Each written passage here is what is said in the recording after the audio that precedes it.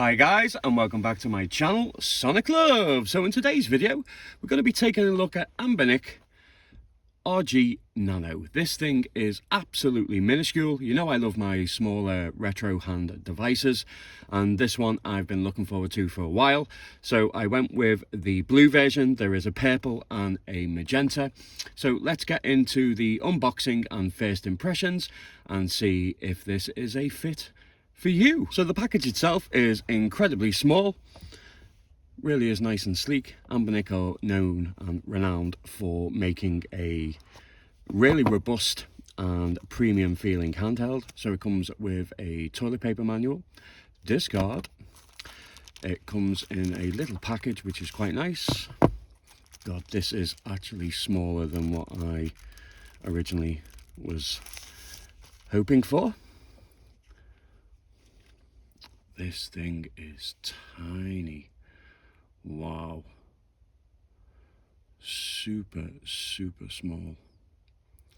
But the feel, it's aluminium, whatever you want to call it. It has a mono speaker on the bottom. Start select buttons that are quite high actually.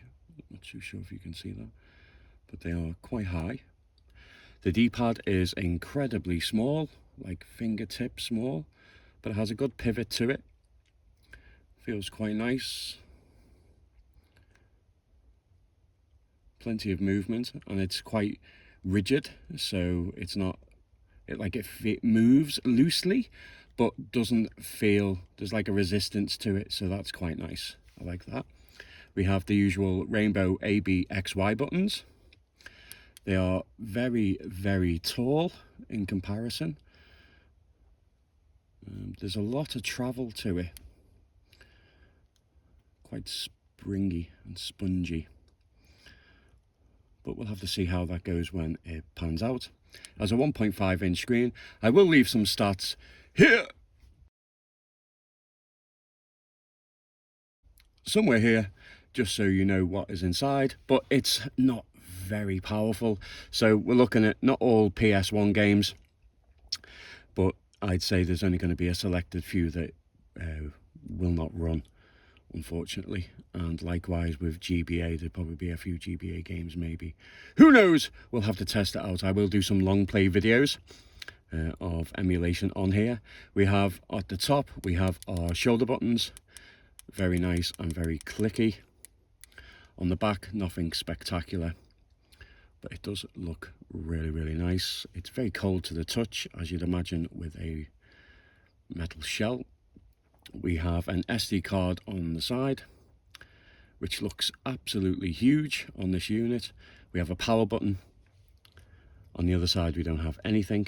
So yeah, it's not too bad. It feels very premium.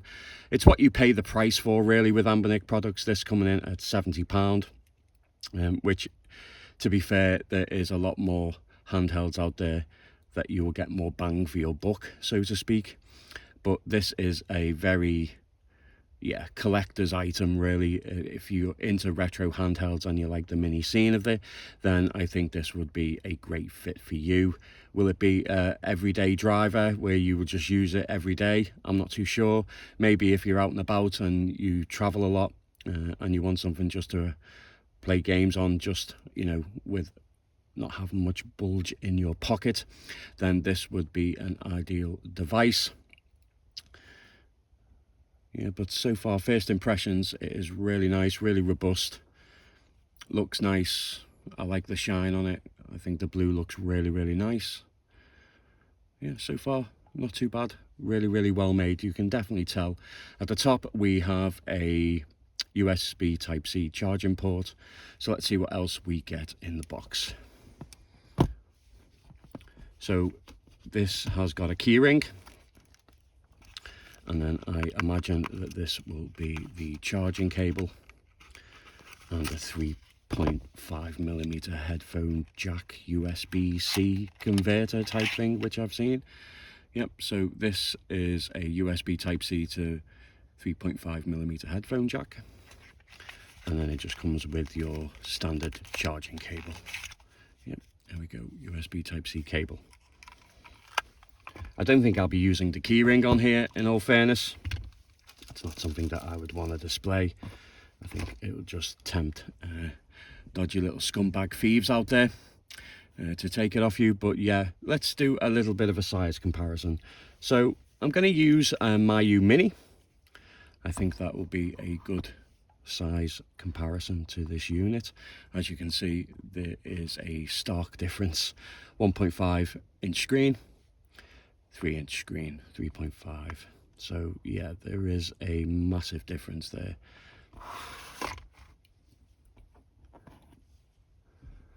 But yeah, overall first impressions, it's very well made, it's very robust, feels nice. So far so good on the buttons, and how the D-pad feels in game will prove otherwise. But yeah, not too bad. Really, really nice. Love to know what your thoughts and opinions are, guys. Did you collect one? Did you pick one up? What did you think?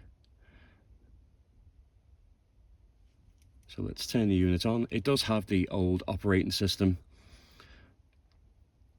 which a lot of you retro gaming enthusiasts will know. It does come with a clock, unfortunately. Not that anyone would use it, but I suppose in-game games that use the clock feature and timing feature, then that will be useful. So we have our old interface. If we do hold the button on the side, it brings us into a menu option. We've got brightness, set launcher. So if we set the launcher, it will reset itself. Bring you back to the clock. And then we have a launcher with a front end, but I've noticed that it doesn't do all emulators. It only goes up to PS1. It doesn't have or Final Bear Neo or MAME. Oh yes, it does have the Neo Geo Pocket, but it doesn't have the arcade games. So if you want to play arcade games, you will have to shuffle back to the other interface. It does have a nice look, and if we go into the system itself, it does have some nice box art, which is pretty cool. So not too bad. The text is quite small to read, so if you struggle with vision, then I would definitely strongly not recommend this for you. If your eyesight is good, then I don't think you will have much issues. In some games like role-playing and RPGs, then text may be small, but there is the ability to zoom in on some emulators, which is pretty cool, which I'll cover a little bit later on. But so far, very simple and basic interface. It still looks really, really nice though. Screen is absolutely lovely, and we'll do some game testing and see what it's all about. So if we shuffle through on the right and left triggers, it goes through the options. So we have settings, we have emulators, we have games, which are normally homebrew games. We have for like MP3 player, music and video. Not that I'd be interested in any of that stuff, but if you are, then you have those options available, especially with the converter for the 3.5mm headphone jack if you want to use it as an MP3 player. We have RetroArch, which have a lot of standalone emulators, which do have a little bit more options in the way of the front end that I shown you before. We also have, obviously, arcade, which is pretty good. Not all games will work. Very selected few on here. I will do another video of individual game testing, so if there is any games you wish to see running on here, guys, let me know in the comments. So we're going to run through as many as we can, so let's jump into arcade.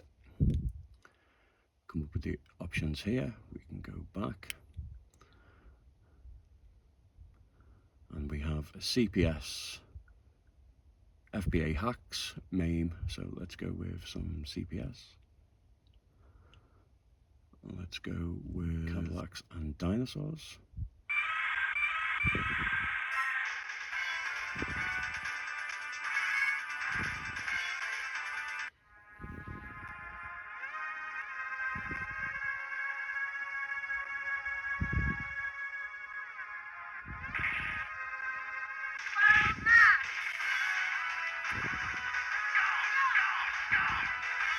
So the D-pad itself works okay. The buttons do have a lot of travel, so you do have to press quite firmly, which I'm sure is going to be annoying over time.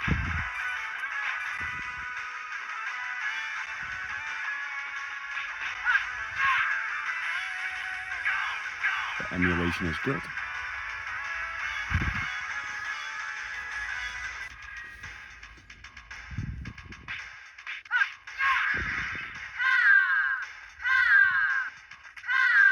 So the D-pad is very responsive.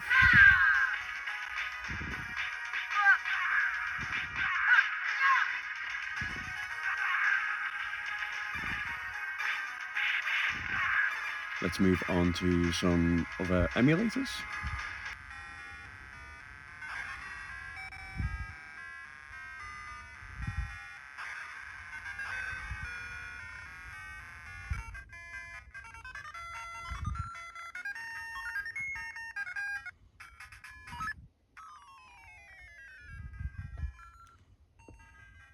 Got good viewing angles, nice and bright.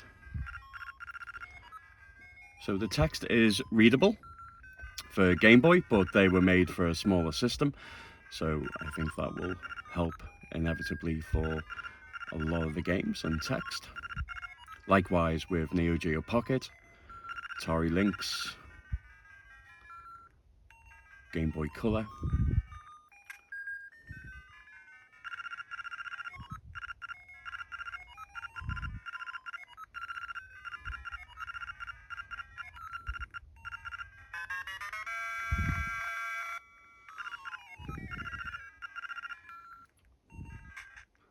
The sound on the mono speaker is quite good.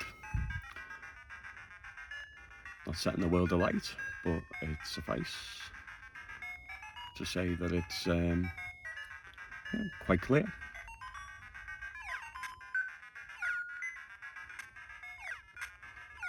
So I could see myself playing this, like taking it with me if I'm driving anywhere, and then if I have to wait, I could just like get this out and, you know,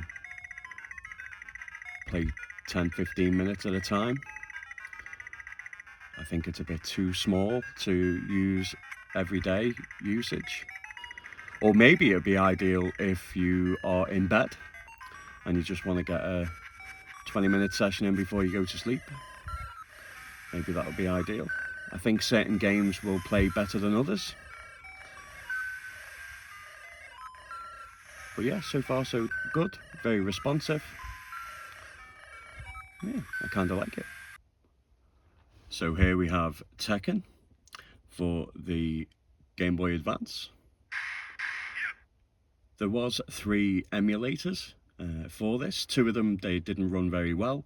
And then one of them, it worked perfectly. So it will be a case of choosing the emulator that works best. Let's just jump into some gameplay.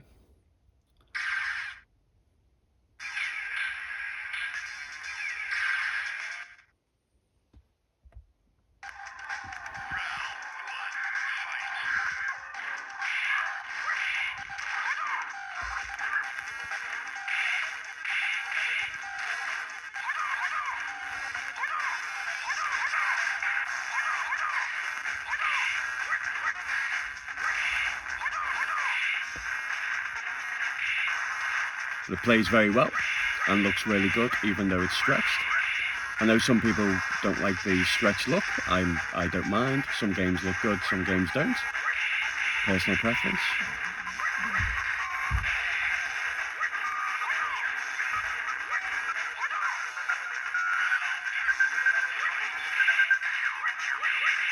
But very enjoyable. I really am enjoying it. More than what I thought I would. You know, I just had to get Sonic the Hedgehog in there.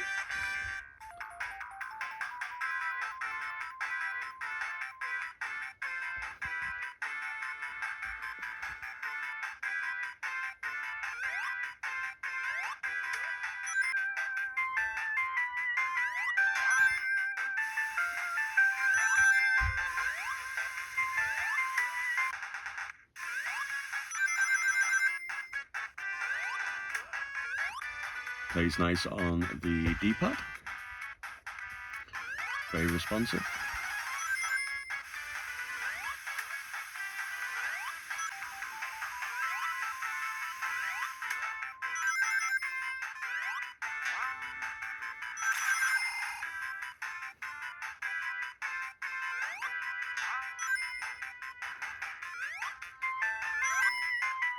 Looks really sharp on here as well.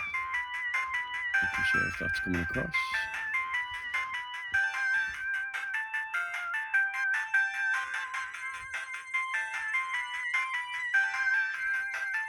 Very crystal. I think it's a good example of how well platformers play.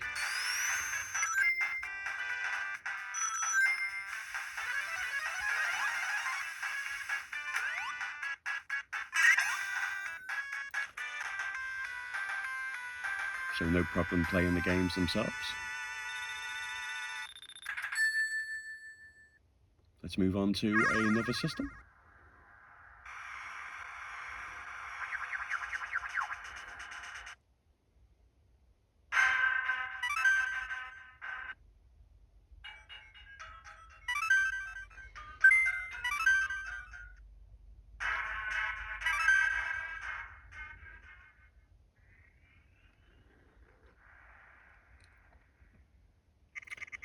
So yeah, it seems to be a lot of trial and error. On the retro side, it seems to be a lot of trial and error with the emulators that are the standalone in RetroArch.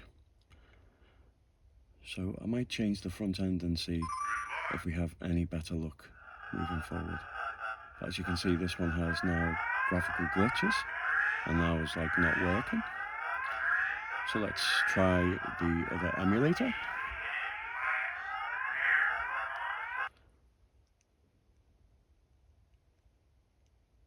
I'd rather you see this as I'm doing it, guys, than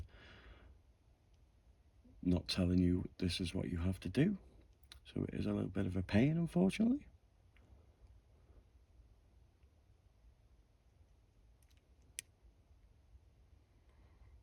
But if you're wondering if there's loads of games on here, there is thousands.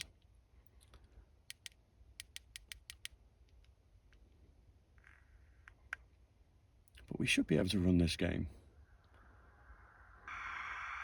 Ah, there we go. Yep, so it's the same again, guys. You just have to trial and error with the emulators themselves. Hopefully there's no graphical glitches with this one.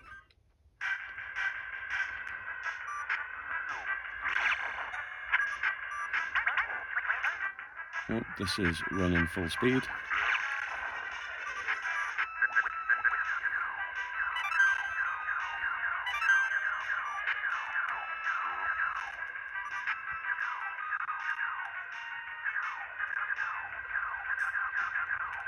And this is probably one game that benefits from the stretch screen because it was bordered anyway.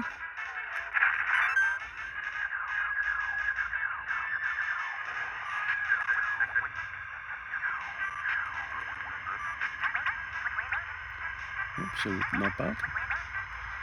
Let's move on to another system. Go with some Resident Evil 3. I think this game will be really suited for it.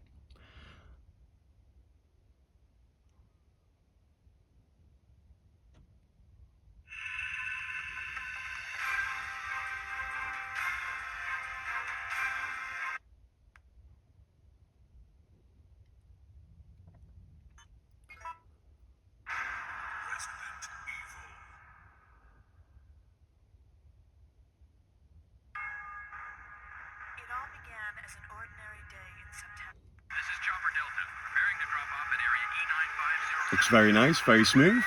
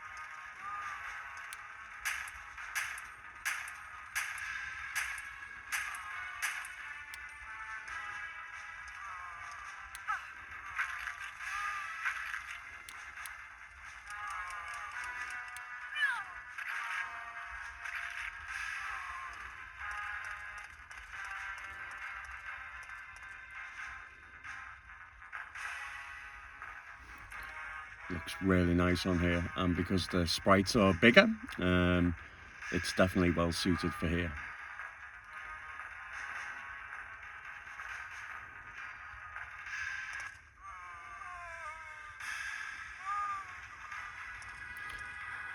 Okay guys, I'm going to leave it there for my first impressions. What do I think of it so far? I think that it's not something that you're going to use every day.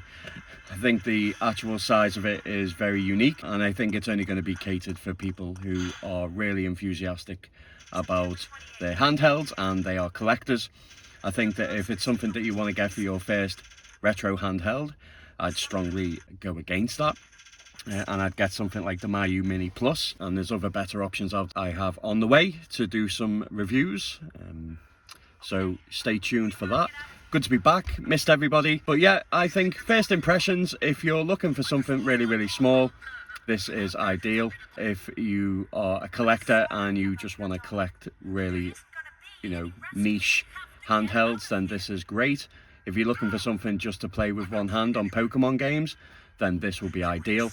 I think playing the GBA and GB Color and Game Gear was good. Yeah, those type of systems, if you're into that, then this is ideal for it, because it's just a great fit and you can play with one hand, which is really good on some games. I think the general use of SNES Mega Drive, I still think it's playable, but it's just whether you would want to play on it. You know, it's personal preference, really. Personally, I just think this is a collector's item, and it's you know, it's very niche, but I wouldn't advise it going out there and getting it just because you want to play retro games.